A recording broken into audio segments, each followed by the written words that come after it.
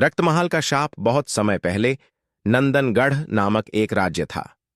यह राज्य अपनी समृद्धि, विशाल किले और शौर्यवान राजा वीर प्रसाद के लिए प्रसिद्ध था। राजा वीर प्रसाद जितने वीर थे, उतने ही न्यायप्रिय भी थे। प्रजा उन्हें देवता मानकर पूजती थी। लेकिन नंदनगढ़ के महल में एक गुप्त कोठरी थी, जिसे कोई भी सेवक या सैनिक खोलने की हिम्मत नहीं करता था। कहा जाता था कि उस कोठरी में रक्तमहाल का शाप छिपा है। बुजुर्ग लोग फुसफुसाकर कहते कि सदियों पहले एक निर्दोष साधु को इस महल में बंद करके मार दिया गया था। मरते समय साधु ने श्राप दिया था, जिस दिन इस द्वार को खोला गया, उसी दिन इस महल का विनाश निश्चित है। राजा वीर प्रसाद को इन अंधविश्वासों पर विश्वास नहीं था। वे अक्सर कहते, वीरता का मार्ग भय से होकर नहीं गुजरता।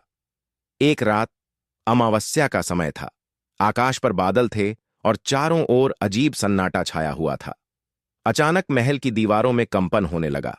सैनिकों ने देखा कि रक्तमहाल के द्वार से लाल प्रकाश फूट रहा है। राजा को यह समाचार मिला तो उन्होंने तुरंत अपनी तलवार उठाई और वहां पहुंच गए। द्वार पर पहुंचते ही राजा ने देखा कि दरवाजे पर कोई अदृश्य शक्ति उन्हें खींच रही है। उनके मंत्रियों और सैनिकों ने रोकने की कोशिश की, लेकिन द्वार स्वयं खुल गया। अंदर एक अंधेरी सुरंग थी, जहां से कराहने और हंसने की आवाजें आ रही थीं। राजा ने कदम बढ़ाया।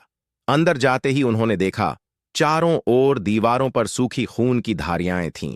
हवा में एक सड़ांध थी और अचानक सामने प्रकट हुआ वही साधु का विकृत चेहरा, जिसकी आंखें अंगारों की तरह जल रही थीं।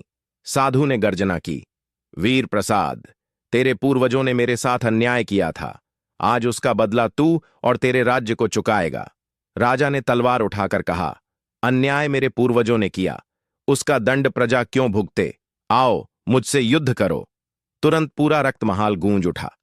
दीवारों से परछाइयां निकलने लगीं, जिनके हाथ पांव इंसानी थे, लेकिन चेहरों पर आंखें नहीं थीं। वे परछाइयां राजा पर टूट पड़ीं। राजा ने वीरता से तलवार चलाई, लेकिन हर वार के साथ वे और बढ़ती जातीं। अंत में साधु ने अपनी हंसी के साथ पूरा महल हिला दिया। कहा जाता है कि उसी रात अचानक बिजली गिरी और रक्तमहाल ध्वस्त हो गया। सुबह जब प्रजा ने देखा तो पूरा महल खंडहर बन चुका था। न राजा का कोई अता पता था, न सैनिकों का। केवल खंडहर की दीवारों पर खून से लिखे शब्द मिले। शाप कभी समाप्त नहीं होता। आज भी नंदनगढ़ के उस खंडहर में रात को लाल रोशनी दिखती है। गांव वाले कहते हैं कि वहां से कराहने और तलवारों की टकराहट की आवाज आती है। कोई साहसी उस ओर जाता भी है तो लौटकर कभी नहीं आता।